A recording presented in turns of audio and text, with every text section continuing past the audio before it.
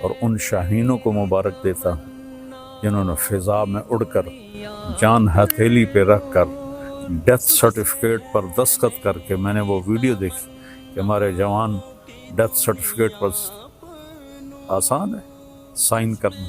تو آج کے میڈیا نے چونکہ یہودیوں کے ہاتھ میں ہے، انہوں نے مسلمانوں کو کہہ دیا یہ دہشت گرد ہیں، ہندوؤں نے کہا آتنکوادی ہیں۔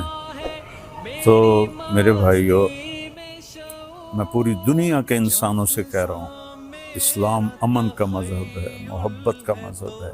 ہم کبھی پہل نہیں کرتے، ہم کبھی پہل نہیں کرتے۔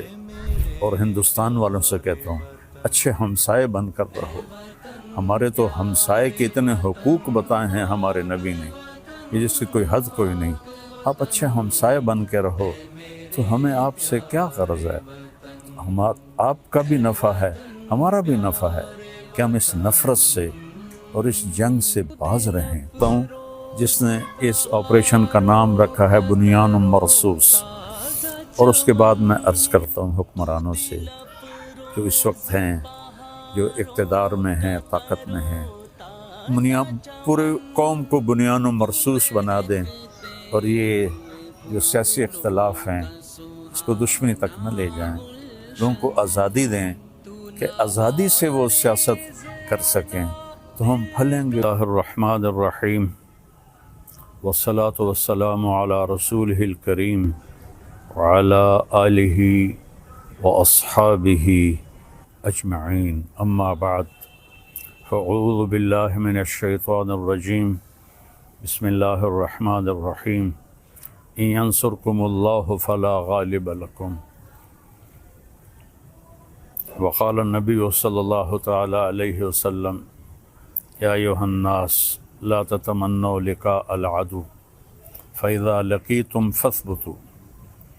میرے محترم پاکستانی بہن بھائیوں اور پوری دنیا کے اہل اسلام جو مدتوں سے آگ و خون میں جل رہے تھے، اللہ نے ایک معجزہ دکھایا اور اپنے سے 10 گنا بڑے دشمن کو اللہ تعالیٰ نے خاک میں ملا دیا اور ان کے غرور کو زمین میں دفن کر دیا، اور اللہ تعالیٰ نے اپنے بندے کی مدد فرمائی۔ اسلام ہمیں کبھی بھی پہل کا نہیں کہتا، ہم ملک کے لیے نہیں لڑتے، ہم اسلام کو پھیلانے کے لیے نکلتے ہیں، یا ہمارے اوپر کوئی حملہ کرے ہم اس کا دفاع کرتے ہیں۔ اسلام امن کا مذہب ہے، بھائی چارے کا مذہب ہے۔ میں صرف مولانا نہیں ہوں، اس سے زیادہ میں نے ہسٹری کو پڑھا ہے، لہٰذا میرے سامنے شیشے کی طرح ہسٹری ہے کہ ہندو آپ نے مکہ فتح کیا، 18 برس کی دشمنی تھی کہ ہم نے محمد بن عبداللہ کو قتل کرنا ہے۔ یہ وہ لوگ نہیں تھے جو صرف سیاسی اختلاف تھا یا چھوٹی موٹی کوئی دشمنی تھی، اس درجے کی دشمنی تھی کہ اس کو قتل کرنا ہے۔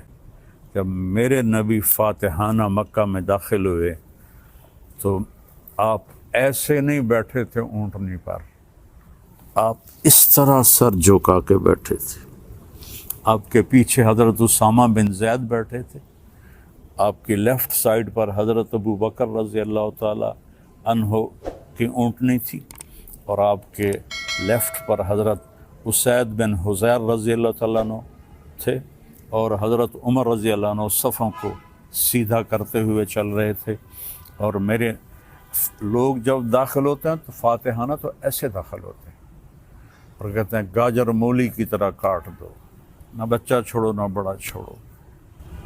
میرے نبی لا الہ الا اللہ وحدہ، وہی ہے ایک اکیلا اللہ جس کا کوئی شریک نہیں، نصر عبدہ، اس نے اپنے بندے کی مدد کی، انجز وعدہ، اس نے اپنے وعدے کو پورا کیا، وہزم الاحزاب وحدہ، اور اس نے لشکروں کو شکست دی۔ اب سارا مکہ حرم شریف میں جمع ہے، اور آپ بیت اللہ کے دروازے پر اس طرح دونوں چوکھٹوں کو پکڑ کر کھڑے ہوئے ہیں، اور فرما رہے ہیں اب میں کیا کروں گا تمہارے ساتھ۔ خود قرآن کہتا ہے ان الملوک اذا دخلوا قریۃ افسدوها وجعلوا اعزۃ اہلها اذلۃ وکذلک یفعلون۔ بادشاہ جب ملک فتح کرتے ہیں عزت داروں کو ذلیل کر دیتے ہیں اور تباہ و برباد کر دیتے ہیں، لاشوں کے ڈھیر لگا دیتے ہیں۔ تو آج سارا مکہ انتظار کر رہا تھا کہ اب محمد کی تلوار چلے گی صلی اللہ علیہ وسلم۔ آپ نے فرمایا میں کیا کرنے والا ہوں تمہارے ساتھ؟ تو سہیل بن عمر ابھی مسلمان نہیں ہوئے، قریشی سردار ہیں، کہتے ہیں آپ بڑے سخی ہیں، سخی کے بیٹے ہیں، سخاوت کی امید ہے۔ تو آپ نے فرمایا جاؤ، جیسے یوسف علیہ السلام نے اپنے بھائیوں سے کہا تھا کہ تم آزاد ہو، تم پر کوئی جرم نہیں، میں تمہیں کہتا ہوں جاؤ تم آزاد ہو، تم پر کوئی جرم نہیں۔ سارا مکہ مسلمان ہو گیا آپ کی اس فیاضی پر، چونکہ یہ تاریخ میں ایسا کبھی ہوتا نہیں ہے۔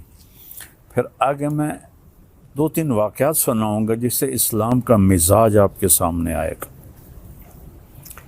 دمشق پہ حملہ ہو رہا تھا جو شام کا کیپٹل تھا، اور جو رومن امپائر تھی اس کے 2 کیپٹل تھے، گرمیوں میں استنبول اور سردیوں میں انطاکیہ جو آج ترکی میں ہے، یہ اس وقت شام میں تھا۔ تو 2 طرف سے حملہ صحابہ نے کیا، ایک طرف سے خالد بن ولید، دوسری طرف سے ابو عبیدہ بن جراح رضی اللہ تعالیٰ عنہ۔ خالد بن ولید فتح کرتے کرتے کرتے ایک بہت بڑا گرجا تھا، اس کے آدھے تک پہنچ گئے تھے کہ ادھر سے ابو عبیدہ ایک دم آئے اور کہا تم تلوار چلا رہے ہو، میں نے تو ان کی صلح کی اپیل منظور کر رہی ہے۔ تو خالد بن ولید کو غصہ آ گیا، میں امیر ہوں، میری اجازت کے بغیر تم نے ان سے صلح کیوں کی ہے؟ کہا بس میں نے کر دی ہے، تمہیں نبھانا ہے۔ تو اب بتاؤ جو آدھا شہر فتح کر چکا ہو اور مال غنیمت اور کیا کچھ ہو، اور باقی آدھا بھی فتح ہو گیا، لیکن ایک آدمی نے کہا میں نے صلح کی اپیل منظور کر لی ہے، خالد نے تلوار نیچے کر لی، آدھا گرجا توڑ کے مسجد بنایا گیا اور آدھا گرجا رہا، اس کو جو توڑا تھا ایک طرف سے اسے مسلمانوں نے ٹھیک کر کے ان کو بنا کے دے دیا۔ پھر ولید ابن عبد الملک کے زمانے میں کوئی 60-70 سال بعد اس نے عیسائیوں سے وہ گرجا خریدا منہ مانگے بول پر، اور وہ مسجد بنائی جو آج دمشق میں ہے۔ اور جو قیدی پکڑے گئے اس میں پتہ چلا کہ رومن امپائر کے بادشاہ کی بیٹی بھی قید ہے، چونکہ اس کا جو خامن تھا وہ دمشق کا گورنر تھا، اس کا نام تھا توما۔ تو حضرت خالد کو پتہ چلا کہ وہ قیدیوں میں ہے، تو انہوں نے فوراً اس کو وہاں سے نکلوایا، الگ خیمہ، اس کی باندیاں نوکرانیاں، اور اوپر صحابہ کا پہرا لگا دیا۔ اور جب دمشق کا سارا سسٹم ٹھیک کر لیا تو 400 مسلمان سپاہیوں کو رومن امپائر کے بادشاہ کی بیٹی کے ساتھ بھیجا کہ جاؤ اور اسے انطاکیہ کیسر کے پاس پہنچا کے آؤ۔ اس وقت کا رومن بادشاہ کیسر تھا، ہرقل جس کو آپ ہرکلیس کہتے ہیں، ہرقل نام تھا۔ تو 400 سپاہی انطاکیہ کے بارڈر پر ہرقل کی بچی کو چھوڑ کے آئے اور واپس چلے گئے، اور کہا کہ کہہ دینا کہ ہم عزت داروں سے یہی سلوک کرتے ہیں۔ تو جب ہرقل نے دیکھا حیران پریشان، تو اس نے پوچھا، بیٹی نے سارا بتایا، تو وہ رونے لگا کہ جس قوم کے یہ اخلاق ہوں تو یاد رکھنا ایک دن انطاکیہ بھی ان کے قدموں میں ہوگا۔ یہ اس کے الفاظ تھے۔ مسلمانوں کی ایک خوبصورت، مسلمان بادشاہوں نے وہی کیا جو باقی بادشاہوں نے کیا، لیکن میں تھوڑا سا آگے چلتا ہوں۔ میں آپ کو صلاح الدین ایوبی کی بتاتا ہوں، جو 492 ہجری یعنی میرے نبی سے 492 سال بعد کی تاریخ آپ کو بتانے لگا ہوں کہ صلیبی عیسائی پادری نے پورے یورپ کو آگ لگا دی کہ یروشلم آزاد کراؤ، فلسطین آزاد کراؤ۔ ایک بہت بڑا لشکر نکلا۔ اس وقت بغداد پہ جو خلافت تھی وہ بڑی کمزور تھی۔ مستظہر باللہ ایک خلیفہ تھا جو اس وقت وہاں حکمران تھا، لیکن غلبہ وہاں سلجوکیوں کا تھا، تو اس نے آسانی سے بیت المقدس یروشلم کو فتح کیا۔ اس کا نام تھا گاڈ ہمفرے، اور اس خبیث نے کہا جب تک مسلمانوں کا خون میرے گھوڑے کے سینے تک نہیں آ جاتا قتل عام جاری رکھا جائے۔ تو اس وقت یہودی بھی آباد تھے اور مسلمان بھی آباد کیا کہ گلیوں میں ان کا خون بہنے لگا۔ آخر پادریوں نے وہ خون بالٹی میں بھر کے اس کے گھوڑے کے سینے پر مارا کہ چل تیری قسم پوری ہو گئی کہ مسلمانوں کا خون تیرے گھوڑے کے سینے سے لگ گیا۔ تب اس نے تلوار نیچے کی۔ 1099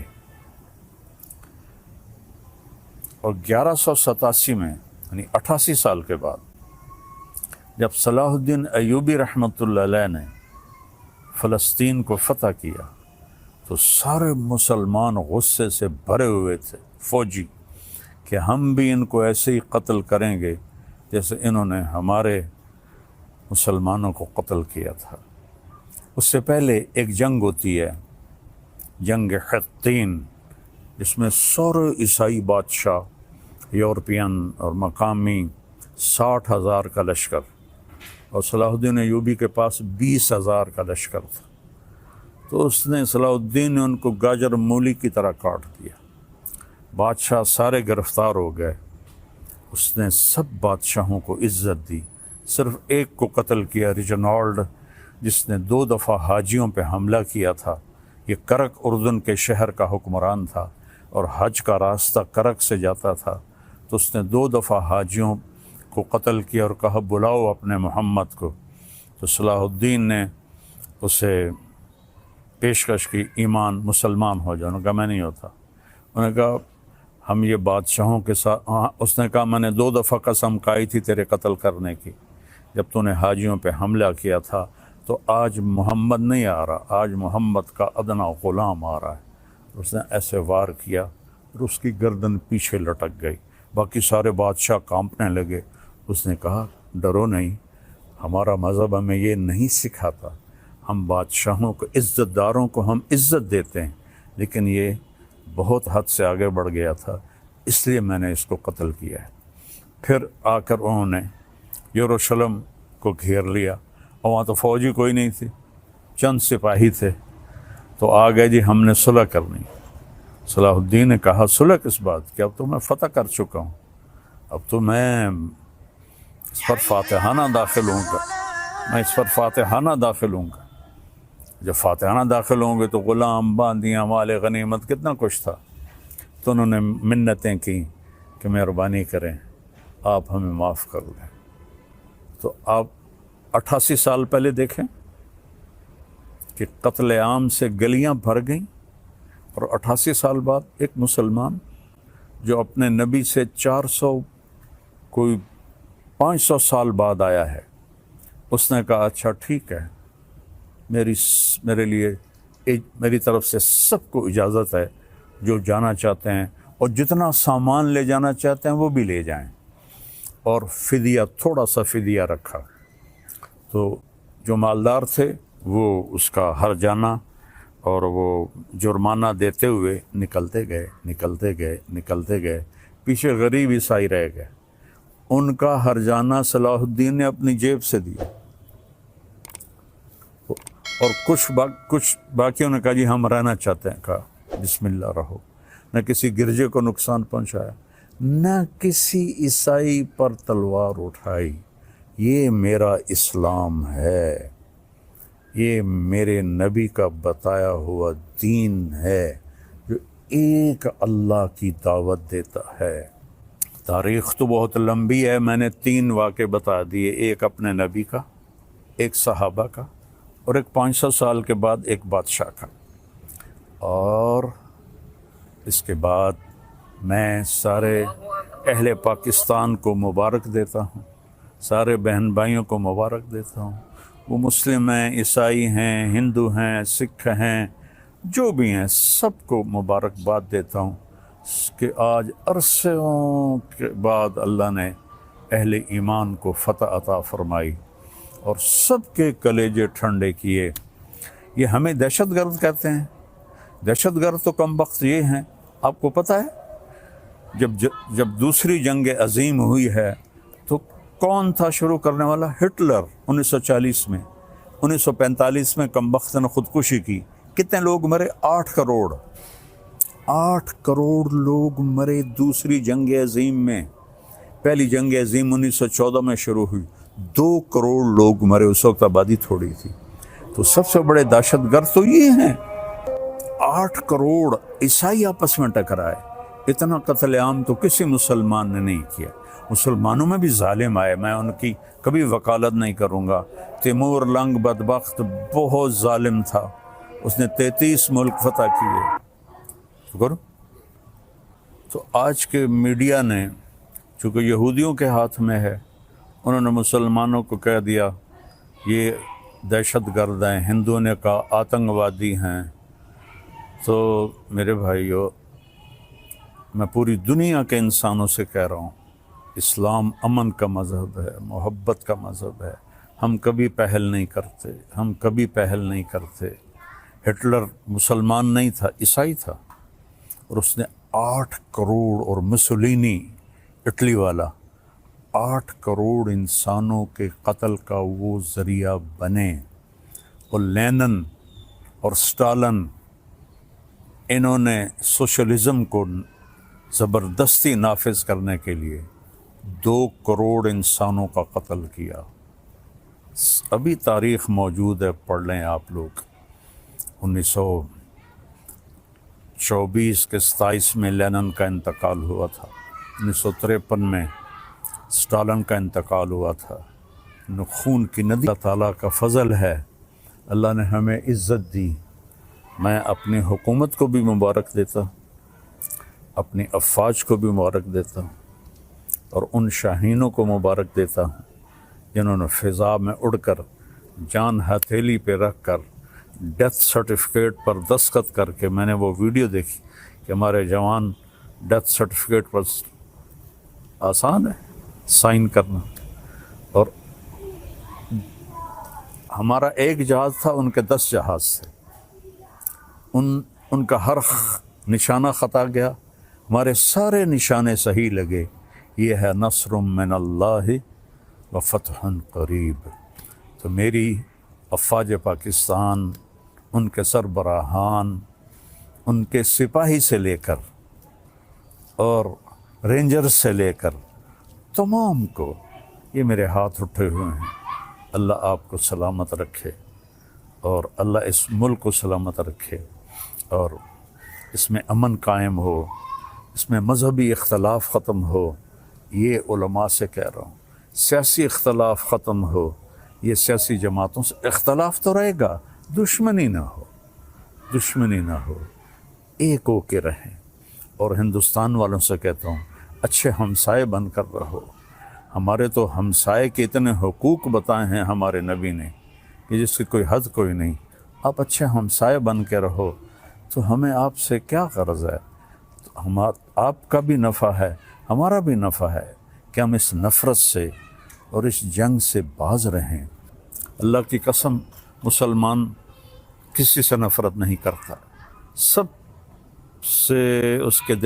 کے لیے اس کے دل میں ہمدردی ہوتی ہے۔ یہ نفرت سے توبہ کریں۔ کوئی مذہب، آپ اپنی کتابیں پڑھیں، کہیں آپ کو کوئی نفرت کا بول نظر آئے، آپ اپنی وید پڑھیں، کہیں آپ کو نفرت کا بول نظر آئے، بائبل پڑھیں، کہیں آپ کو نفرت کا بول نظر آئے، تو میری سب سے گزارش ہے کہ امن سے رہیں، صلح سے رہیں۔ حکمرانوں سے اپیل ہے کہ یہ جو ایک سیاسی انتشار ہے اس کو اللہ کے واسطے ختم فرما دیں تاکہ ہم ایسے ہو کے رہیں۔ جو میں پہلے تو اس کو سلام کرتا ہوں جس نے اس آپریشن کا نام رکھا ہے بنیان مرصوص، اور اس کے بعد میں عرض کرتا ہوں حکمرانوں سے جو اس وقت ہیں، جو اقتدار میں ہیں، طاقت میں ہیں، پورے قوم کو بنیان و مرصوص بنا دیں، اور یہ جو سیاسی اختلاف ہیں اس کو دشمنی تک نہ لے جائیں، لوگوں کو آزادی دیں کہ آزادی سے وہ سیاست کر سکیں، تو ہم پھلیں گے پھولیں گے، اور آخر تو ایک دن چلے جانا ہے، اللہ راضی ہوگا تو اللہ ہمیں موجیں کرا دے گا۔ اگر کوئی ظالم بن کے مر گیا تو پھر چاہے وہ مسلمان ہے اور چاہے وہ تہجد گزار ہے۔ حجاج بن یوسف روزانہ 10 سپارے تہجد میں پڑھتا تھا، 10 سپارے، اور وہ ایسا خبیث تھا کہ اس نے 1.25 لاکھ مسلمان اپنے سامنے کھڑے ہو کے قتل کروائے تھے، اور عمر بن عبدالعزیز نے اس کو دیکھا کہ وہ جہنم کی آگ میں، اور عبد الملک بن مروان جس نے اس کو بنایا تھا گورنر عراق کا، دونوں کی آنتیں باہر نکلی ہوئی ہیں اور گدھے کی طرح اس کے گرد وہ چکر لگا رہے ہیں۔ اللہ ظلم معاف نہیں کرتا ہے۔ اس لیے بادشاہوں سے کہتا ہوں، اور اپنی افواج سے کہتا ہوں، اپنی عوام سے کہتا ہوں، علماء سے کہتا ہوں، اگر آپ ممبر پر بیٹھ کر میرے نبی کے دین کو ٹکڑے کر رہے ہیں تو آپ بھی بہت بڑے ظالم ہیں، ظالم ہیں۔ دیوبندیت کو مٹا دو، بریلویت کو مٹا دو، شیعت کو مٹا دو، سلفیت کو مٹا دو۔ میں مسلم، ہاں میں اہل سنت والجماعت ہوں، میں امام ابو حنیفہ کے فتووں پہ عمل کرتا ہوں، لیکن میں باقی سب کے لیے ایسے جھولی پھیلا کے دعا کرتا ہوں۔ تو یہ میرا آخری پیغام ہے کہ ہم اور نہیں تو سارے ایک دفعہ قومی ترانہ پڑھ لیں اور اسے یاد کر لیں، اور اس کا مطلب دیکھ لیں۔ میں 100 کے قریب ملکوں میں گیا ہوں، کسی ملک کا قومی ترانہ اتنا خوبصورت نہیں، اس کا مضمون، اس کی لے، اس کی دھن، سبحان اللہ۔ اللہ حفیظ جلندری کے درجے بلند کرے۔ السلام علیکم ورحمۃ اللہ وبرکاتہ۔